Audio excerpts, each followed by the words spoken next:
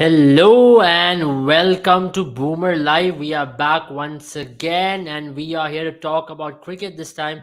And of course, as we keep talking about different sports in this platform, today we are here to talk about cricket and we are here to analyze all the cricket which is happening across the globe. As you know, there's a lot of cricketing action which is happening across the globe. Let it be when it comes to South Africa T20 League, which begins tomorrow. We have India taking on Sri Lanka in the ODI series. Pakistan versus New Zealand just got over where Pakistan emerged as victorious. So there's a lot of cricketing action across the globe. So we are here to talk about it, understand what is happening, what are the ways in which what is there to expect from all the cricket which is happening, because it's really hard for us to sit here and cover all the games. But of course, we will try to cover as much as possible. And do remember that you can play all these fantasy games on Boomer 11 for absolute free of cost, and you can win a lot of prizes as well. So tomorrow you have an India Sri Lanka game, then you have an SAT20 game, and of course you have BBL as well, which is ongoing. So there's unlimited sporting action, cricketing action, and we are here in Boom 11 providing you with all the entertainment regarding that. Welcome, Jaren, on the show. How are you feeling, and how is this cricketing season treating you? Because there's a lot of cricketing action now from here on till the end of the year. There's a lot Evil, on any sportsman's plate. I think, especially if you're following more than a sport, because matches keep happening and so many of them. I think you just spoke about ILT20 is starting on 13th. Tomorrow is going to be where SA20 is starting in South Africa. BBL is going on. As we are, I mean, as we are, I mean, there is BBL right now going on in Australia. So, and obviously international cricket, Pakistan doing, I mean, probably comfortably winning a match where you felt like New Zealand did not seem like themselves because they haven't played a lot in Asia in a long time. So something that they have to work on as well as a team if they have to do well in the ODI World Cup. But overall, so many matches going on, and just I think a few days back is where South Africa played out a draw, making things very complicated for India in the in the champions in the Test champions as well, I mean, championship as well, ICC Test Championship. So it's become very complicated in that sense as well. So a lot going on really, and it's very difficult to keep track of things.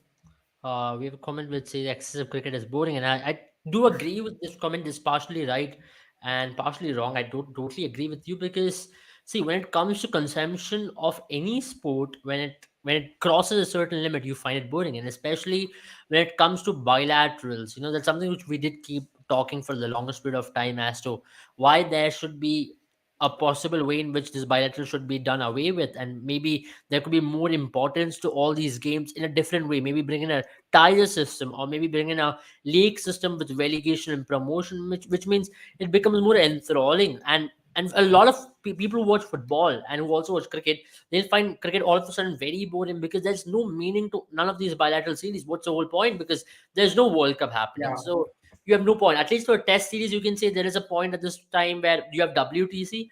And here again, in WTC as well, there is only what, three or four teams competing against each other. Once again, there's a lot of irrelevancy attached to that particular format as well at this point when it comes to certain matches. But that is where cricket is moving to. Hence, we are talking about South Africa T20. We are here to talk about SA20 in depth as well. What can we expect from a league like that? Because my personal opinion, at least, I find this league to be a lot more relevant in this modern game when we talk about it competing with Big Bash, it competing with maybe IPL, PSL. I think this is a big fish in the making, and that I personally say that not just because of the fact that there are Indian ownership there, but the fact that there's a lot of promotion around it. There's a lot of fan following because of that very loyal fan base is switching and supporting that. Maybe a Chennai Super Kings fan supporting a Joburg Super Kings, or maybe a Rajasthan Royals Yeah. fan supporting a Pal Royals, and even for that, like Faf du Plessis, Chennai Super Kings is once one of their own players now captaining Joburg Super Kings. So there's a lot of loyalties. There's a lot of emotions attached with these kind of leagues, hence you will see a lot more fan following. Now look at the timings of the matches as well. It is put in a position where it is an Indian prime time, where you can get the Indian viewership to also be involved in it. So there's a lot of marketing behind it. Hence, you can expect it to be a saleable asset in the long run. I've Let's talk about, maybe what do we start with? Maybe we can talk about India versus Sri Lanka. Maybe to start off with, Jaren. Let's talk Yeah. about that. Of course, India beginning the road to 2023 World Cup officially from this.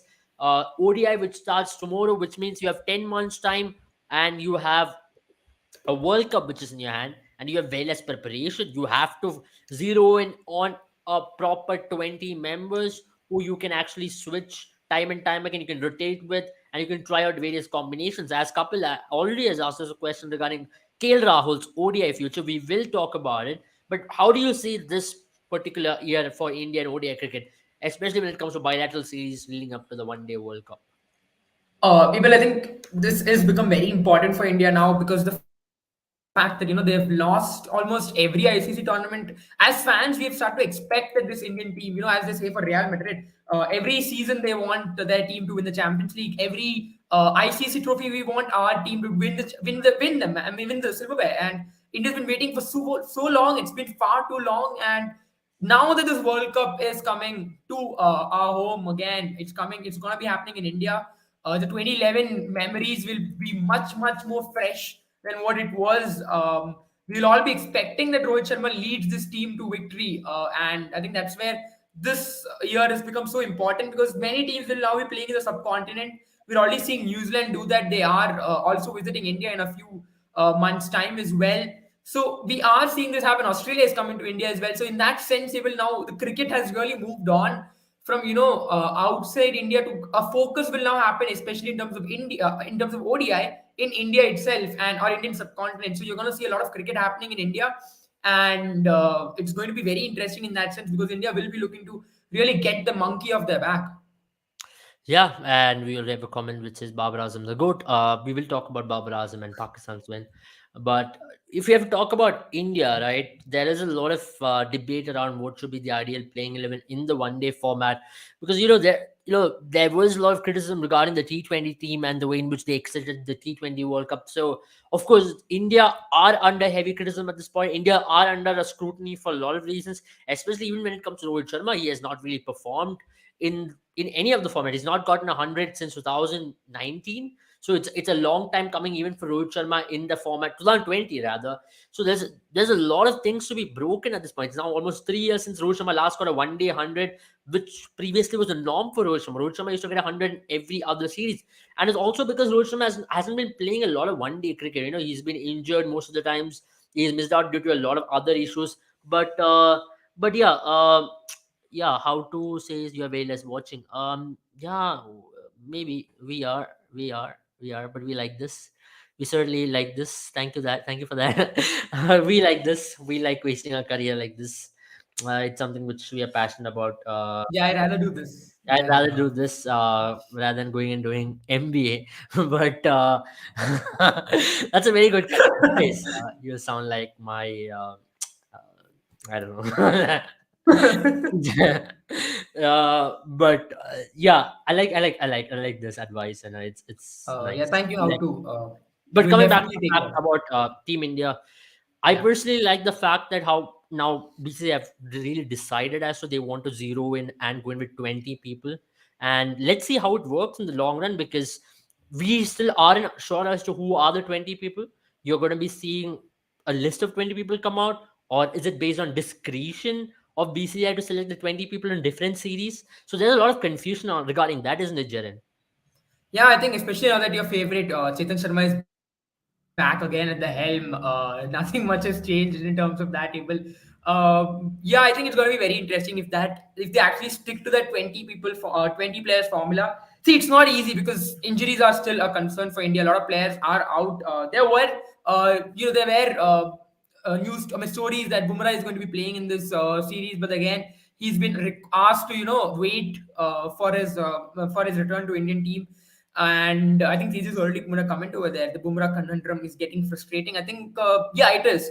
But I think it's better than what happened last time. Remember, if you guys remember, he was rushed into the South Africa series, if I'm not wrong, and he didn't look like himself. And again gets injured, again goes on a long hiatus. So it's better we be patient with him because he is, as we said, as a fast bowler, he's had a difficult period, and he's played a lot of cricket for India as well for a long time. So I think it's going to take some time. It's better we let the process continue, and I rather have him return maybe in a month or maybe even 2 months if we see the Bumrah of the old. Yeah, personally speaking, I think it's a good decision not to rush him very early on his career, and at this point. I mean, I'm talking about at this point of stage in his career because of the fact that you already saw what happened previously with Bumrah, right? You brought him for the Australian series, then he pulled up, and you lost him for the World Cup, and now with the World Cup already there in 8 months' time, and you also have a WTC final, which we possibly might qualify for. So there are a lot of important games, and also there's an IPL, but I'm not saying the IPL should be the only criteria where you have to It shouldn't where judge you have them to, at you have to judge least the because player. this is a different format. Yeah, so I personally feel that that's one factor which you need to consider, but at the same time, where BCCI also did mention to the franchises that they would want to manage the workload a lot better. So these are things which you need to really consider, right? And with Bumrah and also with other fast bowlers, how do you see this rotation going on? Because now you have a Mohammad Siraj, you have a Mohammad Shami, you have an Umran Malik there on the radar. How do you see the rotation? Because Bumrah will definitely walk into this 11 given any day when he is fit. So that slot is reserved at this point for Bumrah. And now with Mohammad Siraj's exponential resurgence in white ball format, especially the one day format in dead overs, he's been outstanding, isn't it? Yeah, I think for me, Abel, if you ask me personally, then if you have a Bumrah fit, then you have your death overs almost covered with Arshdeep and Bumrah. So and with a new ball, I would say someone like a Siraj can do the job. He can do the job in death as well. But if you have these three players in your team as your fast bowlers, then I think you're almost set per se. And if you then it depends really on how you want to go. If you're playing two spinners, or if you're playing, if you want to play one spinner and four fast bowlers, if you're playing four fast bowlers, able, I would say you go with someone like Umran Malik. And the reason I say that is because I know it's Asian conditions and maybe pace isn't as conducive as it would have been in Australia, but you get a middle overs enforcer, and you also take that weight off someone like Hardik Pandya. But if you're going with two spinners, then in that case it has to be Siraj for me, because then you get someone who can almost exclusively ball well with a new ball, and you can have Bumrah and Arshdeep share the other end. So this is what I would say to go ahead with. And also, it again depends on the kind of pitches that we're going to be creating for the World Cup, or even before the World Cup at least.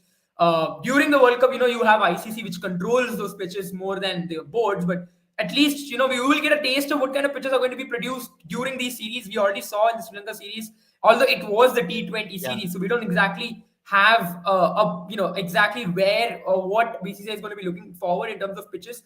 Is it going to be a flat one, or is it going to be slightly sticky that we expect in subcontinent pitches? Another factor that really comes into pitches, there's going to be 100 overs balled in that time. It is going to be happening in the summers, or as far as I'm not wrong, able, it is going to be happening in the winters or summers, the World Cup. It's going to be happening early winters Yeah, and so I think right after monsoon. It's October, November, so it is Yeah, so early I think onset of that's where winter. you might also see dew come into picture. Not as much because, again, as you mentioned, it's early winters, so not as much. But as the tournament progresses, that's going to be a factor, not a major factor like it was in UAE, for instance, but it's going to be a factor. So interesting to see how Indian team will line up, and whether they are going to go with those two spinners theory or not. Because I still feel in Indian conditions, Kuldeep Yadav and Chehel are not a bad option. That's a very good option, especially when it comes to Kuldeep Yadav, because that's an interesting conundrum which has been happening, and we have to talk about Kuldeep Yadav, right? Because now with Chehel's performance certainly depleting in white ball cricket, do you think that makes room for someone like a Kuldeep Yadav? Because we have to talk about Kuldeep Yadav because we did say in the last lives that how Kuldeep Yadav has been unfairly treated in this Indian team, how Kuldeep Yadav has not had the long run where you expect a player like Kuldeep Yadav to have, but how do you see this going ahead? Because I personally feel someone like Kuldeep Yadav can be a huge difference in a World Cup which has been played in India because you do not know what kind of surfaces to expect. And Kuldeep Yadav still being the most attacking bowler, there's still an element of mystery with Kuldeep Yadav, which a lot of batters are still unable to read. If you're playing Kuldeep Yadav for the first time, his Chinaman can be extremely deceiving. Yeah, and what he's really done now, Abel, he doesn't give the batters any more time in terms of in terms of the time and the loop or the flight that he used to give. The ball are not as slow as before it used to be, and the pace has increased a lot more.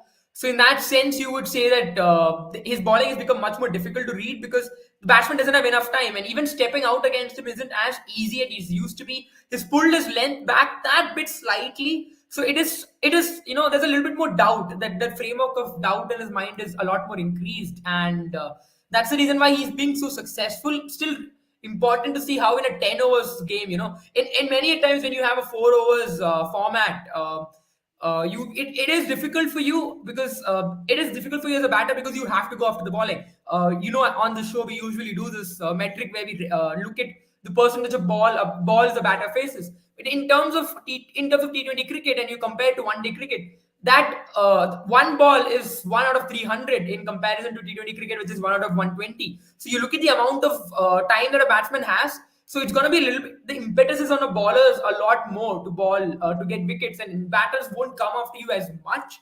But that being said, although you also have to realize that many a times that it does happen that I think in 10 overs format now the things are changing. Batters are going after the bowling, especially in the middle overs. So it's going to be interesting to see how Kuldeep Yadav operates, and that's where I think I am excited to see Kuldeep Yadav come into this fold. And I think this IPL, even though we do say that IPL should not really be a factor, especially when it comes to one-day cricket, it still is, and we know how ICC does make those decisions. I mean, not ICC, rather BCCI makes those decisions, and many a times IPL does feature. So this IPL might become a very important one for Kuldeep Yadav in that sense. So we have a very good career advice on how to. I think we'll just take that up. Sorry, just a second. I'll just take that up. He says we have we have to do Instagram ads. I think we are already doing that. How to? I think you can follow us on Instagram for that. We are doing Instagram ads. We are doing all the kinds of business and marketing, even on Instagram, Twitter, whatever possible ways. I thank you for that. We have also done enough Twitter Spaces as well. So it's a mix of all. It's just not us sitting here and wasting our careers. We're just part of this journey. We have other things to do as well. It's just something which we like doing. But thank you for that. It's a very nice advice. I really appreciate such advices. We really do appreciate such advices. Also, And congratulations. He says he got placed, or oh, you she. got pleased. So that's I don't want fantastic to as assume. well. He That's got that's placed what's in wonderful December. to see, So because we are personally happy that people are getting pleased, because now with the yeah. unemployment levels increasing very high in our country and all across the world, people getting pleased is very nice. And he said he wasted his third year doing this. I think I have wasted my entire life doing this, so it's okay. I'm pretty happy with this. And how what do you think, Jaren? What do you think about cricket and sports as a future? Just before we move further into other things. Yeah, I think there is future there, able, because the sports market across the world is growing. It is attracting people from all across the world. I think if you just look at, for example, sports law, for instance, is growing a lot in India. Recently, I think even e-games got a recognition from Indian government. So a lot of things are happening in this field. So hopefully, how do we find some relevance for the 2 years or 3 years in case of Abel that he spent here? We find some relevance for it in our career, and we just don't waste. And we'll take your advice to our No, hearts, and we certainly will. we We will certainly will make take something that. of ourselves. Thanks so much. And yeah, if you want to play some fantasy cricket and use your skills, download Boomer 11 right now. It's an absolute free of cost app to play, and I hope you test your skills there. And we'll tell you how to really play the game if you really don't have no idea on how to play it. So, thank you, how to, on telling us how to run our life.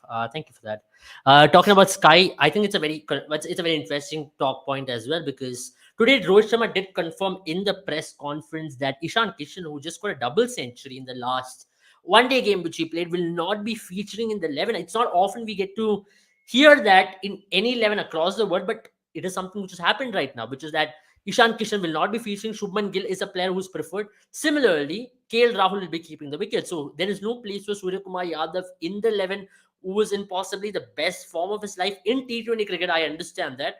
But still, form is an element which you can't change. Whether, regardless of whatever you do in a particular format, if you can actually shift it to another white ball format, you can actually have a long run. And Suryakumar Yadav has done it brilliantly for Mumbai time and time again whenever he's gotten that opportunity in the 50-over format as well.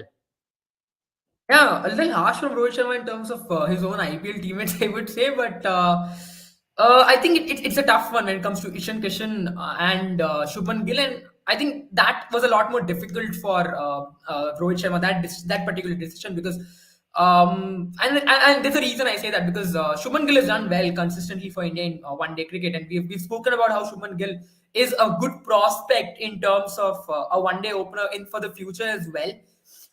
Ishan Kishan as well. It's just been excellent, extraordinary, really. He's come to his own, especially in that Bangladesh series where you saw him do well.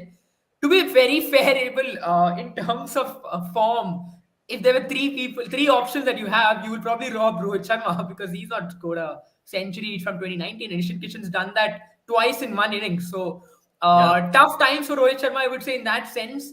In terms of Sky versus KL I mean, Rahul, I'll I will. put Surya Kumar Yadav in a very similar position as to what Rohit Sharma was in 2013. Just Yeah, breaking into the scene, scoring runs, but yet leaving out. I don't think you can blame Ishan Krishna at this point of stage. I thought one format which he really cracked was the one-day format, and the exactly. top five you do not have a left hand. I understand you're going back to Shubman Gill, but come on, you need a certain bit of X factorness in a player, and that's Hmm. something which you get from Ishan Kishan. That's something which you're lacking in your top six. There is no X factor player there who can come in and maybe change the game on a good day, which Ishan Kishan can. You saw what he can do when he can go on to play a long innings. Sunny Mani, welcome on the show. Great to have you on board. I hope you're doing well, and let's get talking about that because this is something which we did discuss behind the scenes as well as to what whether Ishan Kishan is the ideal player for Team India in any format. But I personally think in one day format, he should be given a long rope, isn't it? Yeah, I think with the exclusion of Shikhar Dhawan from the side, from the ODI side, especially they have backed Ishan Kishan as an opener in ODIs in recent times, and with the double century that he scored against Bangladesh, I think he has put in a very strong case for himself, and I think he is right now ahead when it comes to the pecking order, ahead of Shubman Gill, because with Shubman Gill and Rohit Sharma, you have that right hand combination, similar sort of a batsman. And with Ishan Kishan, there is also that X factor element. Hopefully, he'll play his fearless game of cricket and not get bogged down, like we saw in the earlier stages of the IPL last time around. So if he plays a baggage free cricket, the way he plays the fearless brand of cricket, I think Ishan Kishan and Rohit Sharma will be a deadly opening combination for India, and they can try this out even till the ODI World Cup. Yeah, that's a good one. I mean, Jaren, no, another interesting thing over here is also the fact that Hardik Pandya, right? Hardik Pandya is now named the vice captain of the one day side. How do you see Hardik Pandya fit into this team? Is he going to be a third seamer or is he going to be a batter who's going to come in at number six? Because in the last one day innings which he played, it was in England in a decider. He played a very important 70-run knock where Rishabh Pant went on to score 100 and Hardik Pandya, gave a good partnership with him, played, gave him that kind of confidence. Playing along with him took a matured hand in that particular knock as well. And with Hardik Pandya, you know what you get. He can take that initial bit of time and he can get going and he can bring that extra bit of advantage. But at the same time, if you want to fit in a different balance where you also want to fit in Surya Kumar Yadav, then you may have to play Hardik Pandya's third seam and go into the five bowling option, which can be risky because Hardik Pandya's 10 over fitness is still a concern. Yeah, I won't risk No, but I Hardik would Pandya not as my take that third. risk. Definitely. Yeah. Yeah, I won't risk Hardik Pandya Go as my ahead. Go third ahead. seamer label, and the reason I say that is because I rate Hardik Pandya highly as a bowler. He's a very talented bowler. He's someone who can get those wickets. Uh, he's someone who's got that golden arm, as you would say. And but for me, his role in this Indian team is somewhat like what Shane Watson's role was in his during Australian reign, right? Shane Watson was never your third seamer; he was always your fourth seamer. Same with Cameron Green as well.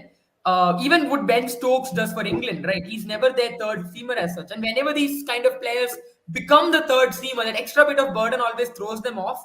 We've seen that in the World T20 as well when Hardik Pandya was a third seamer. It was not, or rather, leading up to the World T20 in the Asia Cup when he was a third seamer, he did not really seem to do that kind of role. So for me, he's someone who is an extra bowling option, and I don't want to play him as a third seamer because I also want him to bat at least 15 to 20 overs, able. And especially in the kind of point he arrives at in a match, he comes in death overs or at least towards the later of the middle overs, and you need high intensity running and high intensity batting at that particular stage. So I wouldn't want to risk him there, and that's the reason why I would say number five or number six at best, and fourth seamer for me.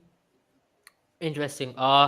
What do you think, Sandeep? Is there a similar thought on it on yours as well on the similar topic like Hardik Pandya? Should he be your Yeah, yeah, fourth yeah, seamer? definitely. I would totally agree with Jerin. Yeah, I would totally agree with Jerin in terms of Pandya's positioning in the side. I think uh, he it will be very risky because we have known that over the years he has been very prone to that. back injury that he faces when he tries to put in that extra effort with the ball. So I think there is no need to burden him with that additional responsibility of having to bowl that 10 overs. I think 5 6 overs with the ball and to bat at number six. And especially I don't think you need a player like see, you have a player like Surya Kumar Yadav who is doing great in T20Is for Team India. But when it comes to the ODI format, I know he has got very little opportunities. But Shreyas Iyer has been their go-to player when it comes to the ODI and the Test format, and they have always trusted Shreyas Iyer more when it comes to that number four position in the ODIs. So I think that is the way to go. At Surya Kumar Yadav, yeah, he is in the form of his life in the T20I format, but different formats give make different players. I mean, if you even if you consider Mohammad Rizwan's case, you would think with the sort of player, his technique and everything suits the ODI format or the Test format more than the T20I format. But he has been absolutely terrific in the T20I format, but he hasn't been able to make that mark in the ODIs or Test matches. We even saw that he Yeah. was dropped and Sarfaraz got a chance.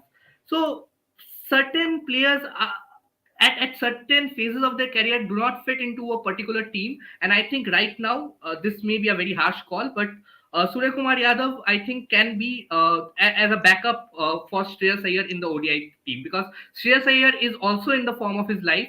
You have a consistent player at in the form of KL Rahul at number five, who has done nothing wrong in the ODI format in that middle order, and you have the stability of Hardik Pandya at number six, backed by another bowling all-rounder, beat Washington Sundar, beat Akshar Patel with the form that Akshar Patel showed in the T20I format. Definitely, it is going to be Akshar Patel at number seven now.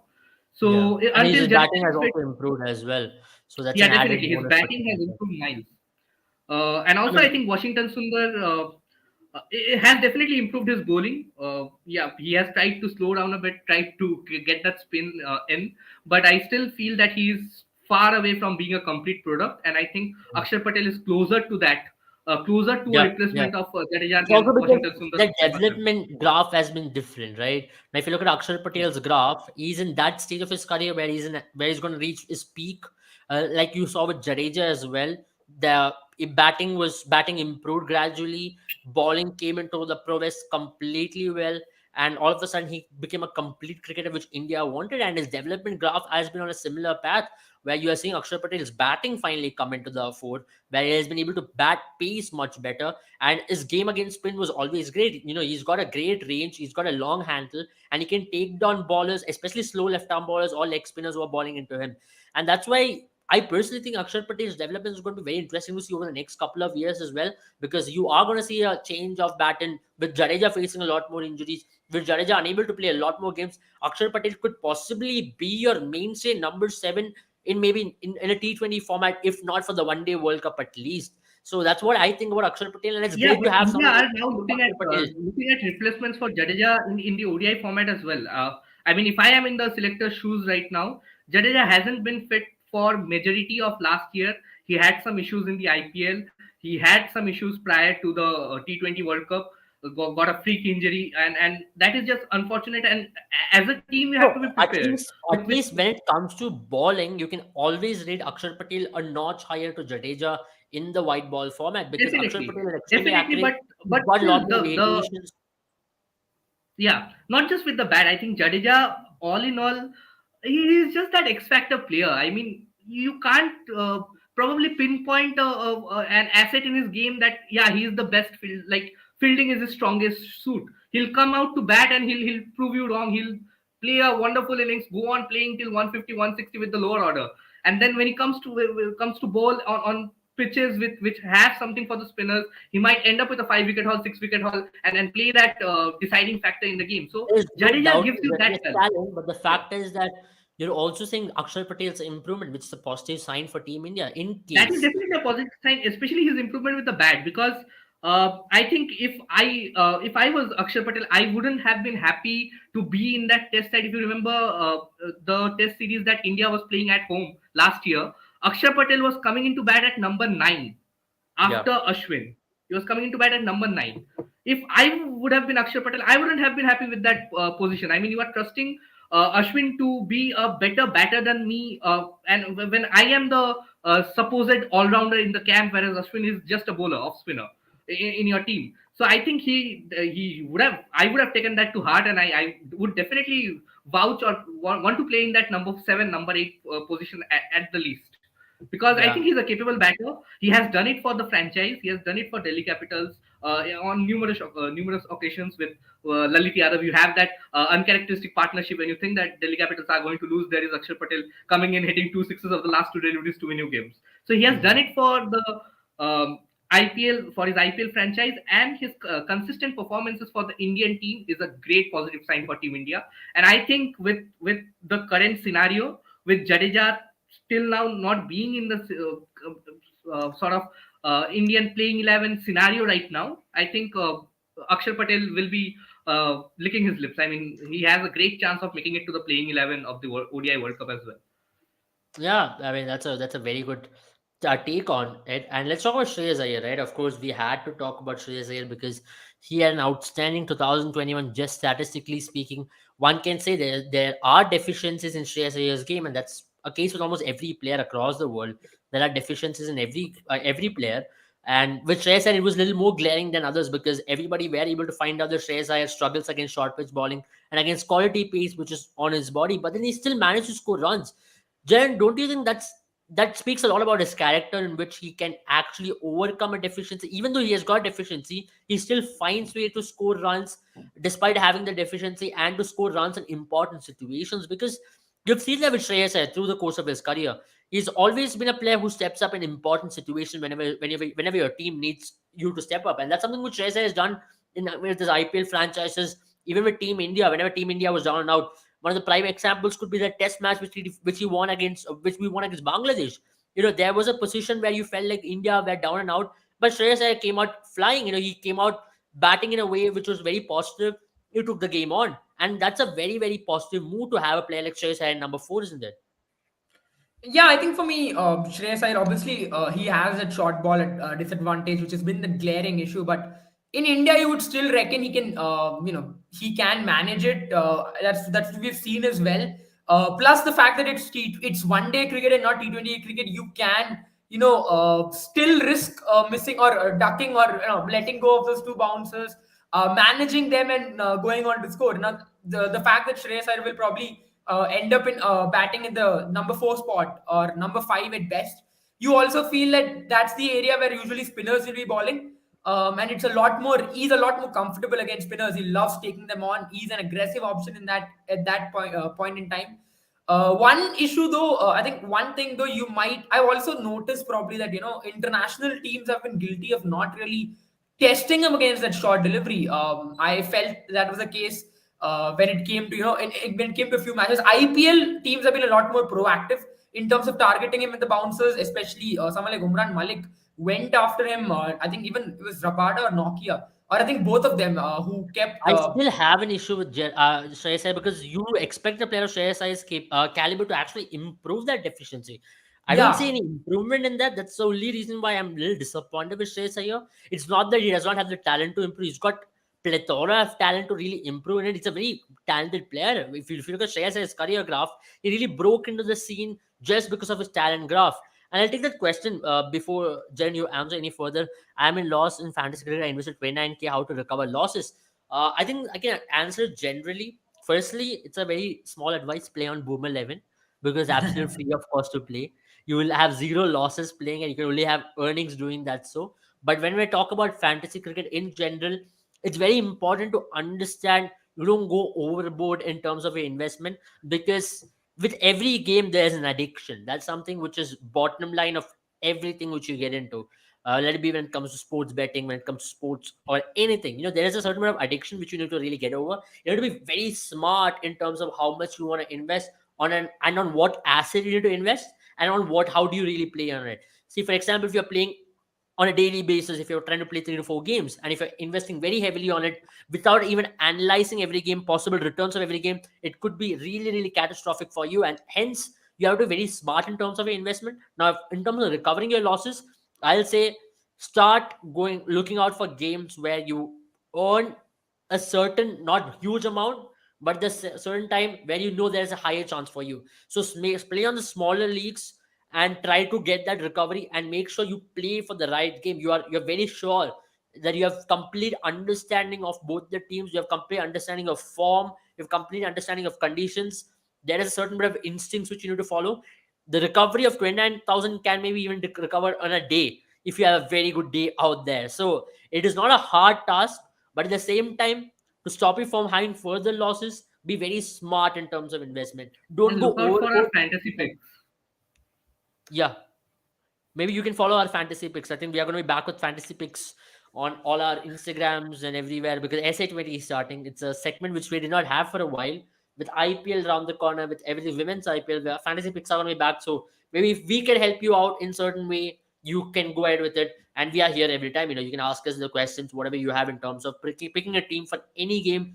We will talk about it maybe at the end of the live as to what could be a possible 11 for tomorrow in terms of fantasy. So it could possibly help you. And we had a huge segment on that for the World Cup. We had a detailed segment on fantasy for our World Cup rather. So we will bring that out very soon.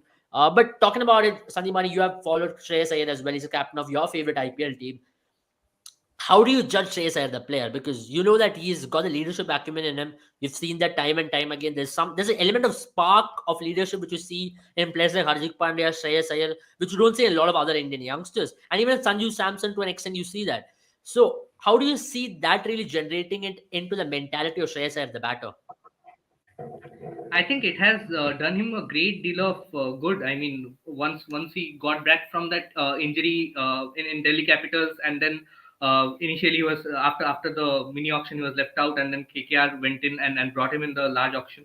And then once he got that captaincy, I think it has all turned good for him. He has been in great form in ODIs, in Test matches. He's scoring runs everywhere. He was India's highest run scorer across all formats last year.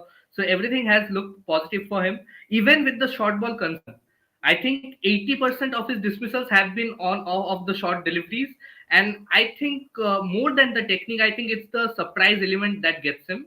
If he's prepared for it, if you look in when he's new at the crease, he has really worked on that short ball technique. He makes a cautious effort, especially in test matches, to let the ball go, to duck, and in initial parts of his innings.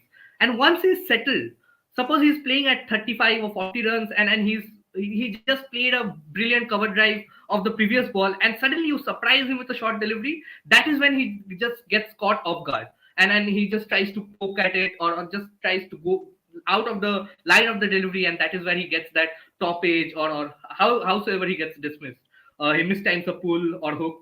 So I think more than the technique, obviously there is definitely a flaw in the technique, but also add to that the surprise element of that short delivery that has been getting to him. But he would be happy that he has been making contributions for the side, and I think India wouldn't be complaining too much about the technique until and unless they are getting the results. Right now, Shreyas Iyer is providing the results, something which KL Rahul needs to do for Team India. He has been having the technique, he has been having everything, but he does not have a specific weakness apart from the ball that comes in early on in his innings. He does not have a specific weakness, but KL Rahul has not been scoring any runs in the international for the international in the international games for Team India. Whereas Shreyas Iyer has been getting those results. I think he has made a tremendous growth as a leader. I think Hardik Pandya, Shreyas Iyer, Surya Kumar Yadav, these three, especially the fearless way with which they play cricket, and also I love the calmness. With Hardik Pandya, previously you just had that aggressive attitude to just take on the situation, take on the game. He has brought in a certain amount of calmness to it, to that aggression, and I think calmness with aggression, something which Kohli brings out right now, is a deadly combination. And I think Shreyas Iyer, Surya Kumar Yadav, all of them have elements of it in them, in their game, and they show it. Like it's great to see when they're in form. And I think Shreyas Iyer would be looking to, he is in the form of his life. He would be looking to capitalize on whatever opportunities that he can have his hands on, and definitely in the meantime work on that short ball lacking that he has in his game. Interesting. I think about time we go into the most anticipated one. It is SA20 starting tomorrow. And finally, I think we will cover out Pakistan versus New Zealand as well. But before that, let's talk about the big tournament which starts tomorrow. Of course, you have your Joburg Super Kings, you have your MI Cape Town Pal Royals, You have I think, what is the Durban team called? Once again, I'm Durban forgetting. Super Giants. The Durban Supergiants led by Quinton de Kock. So of course, it is about time we talk about SA20. First, I'll get to Jaren. What is your expectation out of this league? Because there's a lot of hype around this league, and not surprisingly, but there's a hype around this league which you sense with IPL. There's a hype around this league, not as much as IPL, but still, there's a lot of hype around this league compared to any other league which is ongoing in the world. Yeah, I mean, at this point in time, it is. I think it is somewhat a feeder league for IPL. You will see a lot of stars from this tournament come up in the next few auctions, or even be picked up as net ballers, for instance. Because some of these players, for instance, just if you just look at that CSK team, or even look at the Durban Super Giants, someone like Quinton de Kock will be in the nets facing these ballers time and time out, or even facing these ballers on the pitch. So he will be able to give the Super Giants team in the IPL some information that other owners might not be able to give. So I think it's going to be a feeder league for IPL. It is a mini IPL. You might as well call it, because all the teams have Indian ownerships, have IPL ownerships. So it's going to be an interesting one, really, for me. Very pumped. I do want to see how this league progresses in 5 to 6 years, Abel, because I don't want things. I don't want it to go the way that BBL is gone. Because initially, if you remember, when BBL also started, there was the same hype about it. There were some superstars who were ready to play in BBL. Obviously, the circumstances were different, and I will come to that. I mean, I think back then, international cricket was a lot more important. Everyone wanted to play international cricket. But today, for example, we've just come out. I mean, a news has just come out that Dwayne Pretorius has decided to retire from international cricket. He wants to focus on T20s. He plays for Durban Super Giants and CSK in the IPL. So this is the way things are going. Even in BBL, if you look right now, you don't see a lot of international superstars. So if this league is able to maintain its profile, really, that's what's going to be trickier. To make sure that it's still able to attract talent 5 to 6 years onwards. That's what's going to be interesting. Interesting that you mentioned that, Jaren. So I'm only coming to you because when you talk about this league, there's a lot of unknown commodities which is around this league. For example, Adobe and Bosch, or maybe, for example, Tristan Stubbs, Devol Bruvis, or maybe Donovan Ferreira. These players are still unknown to the world. Donovan Ferreira, for example, got picked in the IPL this time. Still very unknown, has not made South African debut. JSK went after him. JSK knew there is a thing or two about Donovan Ferreira. And when we talk about Corbin Bosch, I think he's already made a name for himself in the CPL. And for Durban Super Giants, there's something called a Prenel Subrian. I think that's his name. He's a very handy spinner who can bat, and he's making a lot of noise in the South African camps. And there is a possibility that he could be possibly also picked for the South African team. So there are people like that who are already there, and talents who can go a long way. Another player from Mumbai Indians camp is Wesley Marshall, alongside Mumbai Indians whole setup about how they like to nurture talent, how they like to bring in these unknown players. So someone like a Wesley Marshall, who is known to be the next big thing, who has got a very high ceiling limit, can actually benefit out of it. So what do you really expect out of the unknown commodities from this league? I think they are going to make a name for themselves definitely, because some of them have already. Devil Brevis, Tristan Stubbs. Hopefully, Donovan Ferreira gets a couple of games this IPL and gets to make a name for himself, becomes a household name in India as well. But definitely for South Africa, I think these are very positive signs. Especially because with all these youngsters getting a chance to play, I think this might just bring about the kind of transition that they want in their international side. Because I was following the test series that they were playing against Australia in Australia, and it was honestly very sad to see the South African team play that way. I mean, Australia were clearly superior, but South Africa hadn't lost in Australia in close to 17, 18 years in Australia Test series. And the legacy which Graham Smith, Jack Callis brought on for the South African side, it was so sad to see that get demolished this way. So it is very important for South Africa right now to get the right talents. They have a plethora of talents. They have all these youngsters making a name for themselves in small Yeah. leagues wherever they are playing across the globe. But it's definitely a different thing to get a recognition for yourself playing your league tournament and being a household name in South Africa, and hopefully getting that national cap. And I think this South Africa needs it more than any other team right now, especially because we have seen most of the teams going through transition who were once as dominant as South Africa. They have already sort of reached a phase where they have sort of like to like replacement for a certain talent in the side. But when it comes to South Africa right now, with Quinton de Kock, I mean, who will replace Quinton de Kock? Who is going to replace David Miller once they decide to call it quits? With David Miller, you also have the option of Tristan Stubbs, young talent like Devil Brevis, Tristan Stubbs growing in, probably can come in and take that number 5 slot for the side.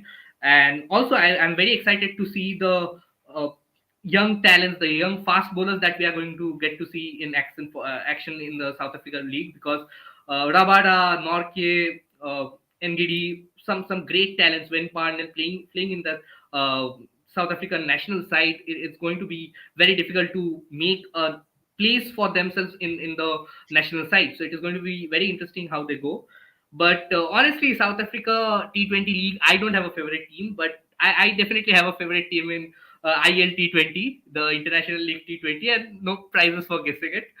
So I'll be following that more, but What hopefully is it? South Africa T20 League also gets in something very What is it? interesting for Mumbai? What from Dubai Capitals or something? What is your favorite team?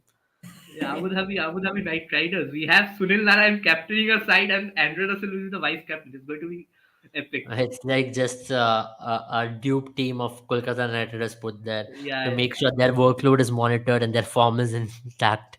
That's what I believe. But yeah, I think that's another league which we'll talk about. But definitely, the opening game is going to be between Dubai Capitals and Abu Dhabi Knight Riders there. But tomorrow it's going to be MI Cape Town taking on PAL Royals. Jaren, we did talk about. I think we already have a question as to who could be the possible.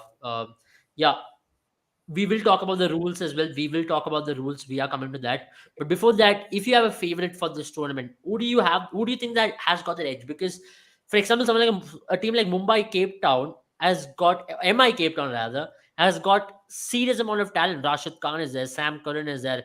They've got a well-rounded setup. And when you compare them with, for example, a team like Sunrisers, Eastern Cape, you understand they went heavily for a player like Tristan Stubbs, but you still can expect a lot from these kind of teams, isn't it? Oh, I think it's really tough to say because they will. There are things that we three can't really testify to. Some of the players that have been picked up by these teams because there are so many unknown quantities that will really show up. We also need to see. But as you mentioned, I think on paper, MI Cape Town, even though I wouldn't like to say it as a CSK fan, does look very well-rounded because if you look at the players that we know at least, they've got some explosive batting and even bowling is just very well-rounded, as you mentioned. Then Kagiso Rabada, they have Sam Rabada, Curran, Rashid Khan, Sam Curran, and yeah, Rashid add to Khan, that the Sam Curran, batting talents Kagiso of Rabada. Devil Yeah, Brevis, I think Van you've got Dieterson, Liam Devil Livingston. Brewers, Liam Livingston, as you mentioned, Sandivani, Yeah. Buren Hendricks, some really good batting right there. And not to forget, even when it comes to their substitution, someone like an Ollie Stone can be a very good player. Very interested to see how he goes around about it. Odin Smith, They I think also in have this kind of Jofra a Archer. league, yeah. They also have Jofra Archer in the mix. They also, but I don't know if Jofra Archer will be. I think Yeah. he is picked for the South Africa ODI team, right? I don't know if he's going to be playing, how well he's going to be coming up. But talking about this team as of now, it just looks too good. But obviously, being part of the yellow army, as you would say, I am very much interested to see how Johannesburg Super Kings go about their business. Great to see Faf back in the color of yellow where he belongs and not in the red of RCB. But yeah, I think I'm overall excited to see how that team does as well because they've got some great talent there as well. Janeman Malan, Visa Hendricks, Varane, who's done really well in that. Probably the only shining light when it came to South Africa and their batting. As Sanibari mentioned, who's probably going to be those torchbearers of South Africa. He's touted to be one of them because against that Australian pace attack, he did hold his own. And even Donovan Ferreira, someone who is an excellent batter. I don't know how much he will get his chance in IPL. Depends on how Rajasthan Royals really approach IPL. If their plans work, he Yeah. might not get a chance. But if they don't, he might just be the one to bring some excitement into the team. Then again, I think really excited to see someone like Alzari Joseph because I think on those South African pitches conducive to pace, he can be a threat. We saw what he did against Australia. He was again one of their best bowlers for West Indies. Someone who looked like a threat at least once in a while. So I think this is a very good team as well. So very confident for them. overall, I think very excited to see how this league goes because just for South African I mean, I cricket, think there are some interesting rules as well, right? As physics chem rightly mentions, if your team gets 1.25 times more net run rate, then you get a bonus point for that game, where you get an additional point, which is very very interesting when it comes to teams being tied on the same points when it comes to even numbers. And there is also a way in which they are judging the teams who are tied on the same points as well, which is quite a confusing thing in terms of explanation, because For they me, look. well, I'm not a big fan of these point systems. I mean, I understand it does give an edge to it. It is not a bad thing, but then again, you already are. If you're calculating on the basis of net run rate, the issue with me with what I have with that is net run rate is already playing a role. So even if you have teams tied on same points, that amount of net run rate, if you generate, you are anyway going to be ahead. So that's not going to But be we much of a are benefit. there are two ways, right? If your team is tied on the same points, there are certain criteria in which they are trying to break the tie, right? The first criteria is the most number of wins, second is the most number of bonus points, third is the highest net run rate, and then there is a runs and number of wins ratio which they are looking at, So which for is me, quite interesting. Mabel, I would probably go the more traditional way. Maybe I'm being a little old school, but if you guys remember, I think it was the Commonwealth Series back in the day, which used to have these point system. And I think maybe Yeah. what you can probably do is if a team scores, let's say 200 or doesn't lose, or team takes 10 wickets, you award those points. And the reason I say that is because in the calculation, see, you have to add something which is not there in the points table, right? Not something which you can anyway, which would probably be in the points table, which would already be But helping if Jaren, your even teams. there, it was bonus point was attained based on net run rate, if you remember. The team who tries to chase it off with the least number of overs, it Yeah, so was for net run rate me, which was ultimately a deciding factor. Abel, I would rather say a team that scores 200 gets a point, or a team that gets 10 But wickets. that's really And the reason unfair. I There say one that of is the team who because just comes, scores a 200, and the other team scores 200, now 199. You win by 1 or 2 runs, but how do you get that bonus point? Bonus point is something so which you achieve when you win by a larger margin. so for me, the way I see it, Abel, And I is, think I mean, this yeah. custom of bonus points, awarding the bonus points at a net run rate of 1.25, it was the same calculation in the Commonwealth Series as well. I think if I remember correctly, if a team would have chased down the total in 40 overs, they used to get the bonus point. Yeah. So in 50 overs, 40 overs is one fourth. So basically 1.25 of what you're chasing, like 1.25 the net run rate of the opposition. So I think the rules are the same, 0.8, 1.2, yeah.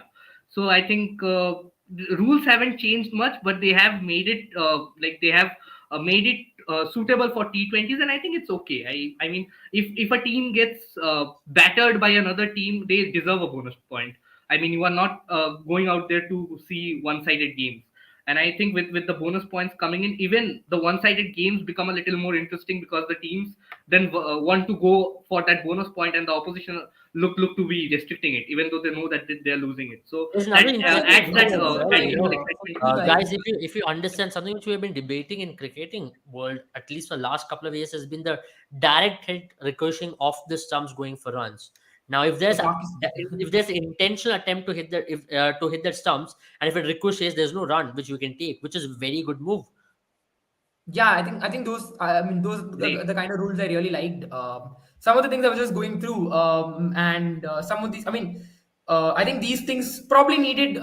They have tried to correct some of the things, some of the loopholes, I would say, in cricket itself. So yeah, interesting. But again, coming back to the debate, I mean, I don't want to delve too deep into it. But the reason I say that a 200 or a 10 wicket thing could be really helpful is because you at least have something to play for, even in a, let's say a team has scored 240, right? And it is almost out of reach. You've scored 150, you've got 10 overs to go. You cannot be scoring 90 in 5 overs. At least your team looks to then score 50, and then that bonus point comes into picture. Because for me, a net run rate, anyway, if you are generating a net run rate of 1.25, that is going to make a difference regardless of you give a bonus point or not. Yeah, fair enough, and that's something which physics chem also is trying to explain to us. But yeah, that's a very similar thing, right? When you talk about bonus point, it's about the margin of win in cricket, at least, because in other sports you don't have a thing called bonus point. Maybe at least in football you do not have. You have set standard points. If you're getting a win, you win. But in cricket you don't have a system called draw. So Win means even if you And win, there's no honestly, I possibility. think net run rate is also the margin with which a team wins. I mean, how do you get more net run rate? If a team dominates another team, you get a bigger net run rate. So It's I going to be think, interesting to see how many teams goes on to get that bonus point, which I think is going to be very rare yeah, because of the competition in T20 cricket. At least now, the margin of defeats are very less. It's not like a team goes on to win by 80 runs or a team chases down any total in 10 overs. It's very, very rare that you see these occasions. So, a number of teams who are going to get bonus points are also going to be handful at the max, isn't it? definitely. And as I said, it will definitely bring in that extra exciting factor, like Jaren mentioned. If you're chasing 90 runs of the last 5 overs and you don't have enough wickets in your hand, you would be looking to get that X one You point know why I of like the the system, opposition. Sandibani? Personally, for me, I wish this was implemented in IPL as well. Often we have seen teams going behind net run rate, which can be extremely complicated. But at the same time, if you can get that extra bit of point, which can edge you past on the final day of the league over the 3 or 4 teams you're tied with, that can really solve a lot of issues. That can really kind of bring a level playing field as well. You know what to do by getting this many runs, as many overs, you get an And extra point. I think this sort of a system, not this sort of a system, a similar system was introduced in the BBL. They had a not just the concept of bonus points. There was a concept of a halfway stage thing. Like after 10 overs, if your team had scored more number of runs, you would automatically get 1 point, no matter you win or lose the game. So that Yeah, was something true. BBL has always been experimenting with these sort of rules for winning and bonus I'm at points. least And it's glad that very IPL are experimenting in terms of bringing the impact player. I hope that's a move in the right direction. And you need to experiment in T20 cricket. I know rules. I mean, cricket is a very complicated sport now for people because every cricketing tournament has got different rules. I hope it doesn't get to that point where people are confused as to which rule to be following. There's no general cricketing rules. You're all of a sudden seeing power play, which has been played from 15th over to the 20th over. You're seeing different rule in a different tournament. So those kind of confusions can be extremely tough or a newcomer into the sport. So that's something which we need to sort it out pretty quickly. At least standard rules will really help people to understand the sport a lot better, at least perceive the sport a lot better as well. Finally, before we end, any thoughts on the New Zealand versus Pakistan series? I know it's a series which is extremely, extremely downplayed because people don't want to talk about it because there's a lot of other cricketing action. Pakistan's test series was a horrid test season for Pakistan rather. Yeah. Got out of the WTC when people thought the Pakistan could be a possible finalist. They won no test matches at home. When it comes to one day cricket, New Zealand did not really turn up. That's one thing with New Zealand in one day on limited overs format until the World Cup, a name World Cup is attached. If the series was called World Cup Tapal Tea Tournament, they would have turned up better. I was very surprised, And Abel, if I because am in the Pakistan squad right now, I would rather prefer playing in UAE rather than playing in Pakistan. First of all, you have roads for pitches, and still you go on to lose. It's quite fascinating to see a team play absolutely where there is nothing for the bowlers and still manage to get dismissed, lose 20 wickets in the course of I mean, 5 days. to be It's very honest, there were a couple of occasions where Alimdar really saved them. I know for all the respect of an umpire he really saved them, and I really think it's about time we get done with home umpires umpiring for a match. It should be neutral umpires in any international match because COVID is done. You're having players travel across. There's no bio bubbles, so and why is and there a that home umpire Alimdar umpiring? incident being the highlight of the series just goes on to show that what sort of cricket was played in the series. There was nothing to talk about. You had players scoring massive amounts of runs. Babar Azam There was was nothing dominating throughout the Devon season, Conway. Sandivani. Straight from Yeah. March last year to January this year, there's nothing from that season of Pakistan cricket. It's been just ridiculous from Pakistan. I think they should be ashamed at this point, to be very honest, in terms of And the I, pitches I, they're I producing for Test honestly cricket. don't understand this concept. Yeah, obviously, if I'm playing at home, I would obviously want to have some sort of favorable so I mean, advantages I when will it comes answer to that pitches. question, Sandipani. Everybody does that. Australia does Yeah. that. England does that. India does that. But So Pakistan, the pitches that they set, it does nothing good. Like it I does think not it do was good the for the second or the national third side. test, It's just not good Sandipani. for. Yeah, so I think it was the Uh, second or the third test, Sandipani. It was England stood of I mean Pakistan, where you saw that they prepared a spinning track and they wanted Abrar Ahmed and Norman Ali. I think Norman Ali to run through the yeah. English middle top order, middle order. But what actually ended up happening was Renan Ahmed, I think it was 20, 21, Rehan, 22-year-old spinner, came on there, and ran through the Pakistan batting order, and that's what was surprising for me. So maybe in that sense, you would say that Pakistan is actually playing to their strengths. But I think overall the bigger issue here, Santimani, Abel, is I think a bit surprising, bit shocking, because they played the tougher teams at home and easier teams away. They're away towards where, if I'm not wrong, Sri Lanka, Bangladesh, and West Indies. Or was it Zimbabwe? I think either of the two teams. Yeah, So I think they West need Indies. to a lot of setup, a lot of work needs to be done in terms of their test setup. I felt some of the times they were a bit confused in terms of strategy as well. We saw that with Babar Azam trying to declare with what 130, 150 runs left against the New Zealand team. The It only was thing that just saved them was Pakistan's son. I think that was the man of the match in it that was match. it was a foolish declaration, to be very And honest. then It was just again in the thinking second that test, even in I the mean, second Babar test on wanted the to final make day, headlines for being that exciting captain and playing by the spirit of the game, declaring, giving the opposition a chance. But that was suicidal, to be honest. yeah, and on the second day, they required, I think they were chasing 300 odd runs, and they attempted to go after the bowling. Then they lost a few wickets, and they tried to play defensive cricket. See, I think for me, Sarfaraz Khan was perfect in the way he approached the game. He was aggressive, he was intending to score runs, but it was not reckless. I was very disappointed with Shan Masood. He went after the bowling way too much. See, I understand why Honestly, I he mean, went after as I Kabra said, Ahmed. yeah, sorry, just to cut you off over there. As I said, I mean, Rizwan Mohammed is one of the best T20I players in the world right now, but he does not fit into this Pakistani side because I think Sarfaraz Ahmed is a far better player in terms of test matches when it comes to Rizwan, because he has just not been performing, because you expect Rizwan with the amount of runs that he scores in the T20Is, opening the innings for Pakistan. Probably Pakistan can try and ask him to open in yeah, test matches as well, because he is not possibly. That's working in but you that know number what? six. Sandeepani, I really don't see him excellent test match unless he gets his offside game straight. He has become a bully to one side of the field, which he can get away with in the limited overs format because ball doesn't do a lot.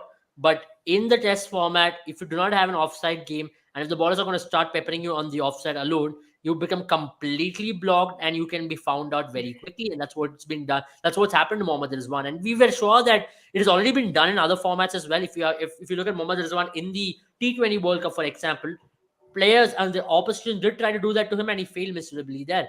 Hence, another reason why you believe that Mohammad Rizwan has a long way to improve in terms of his game on the offside.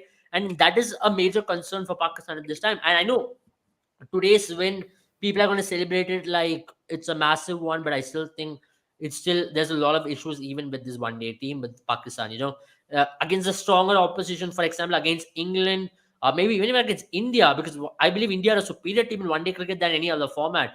So even against India, they are going to be found out. For example, against in terms of their scoring rate, in terms of them being put to bat first. I want to see if Pakistan can be put to bat first and if they can score closer to 300, 350 runs, because on flatter surfaces, that's where they're going to be really exposed.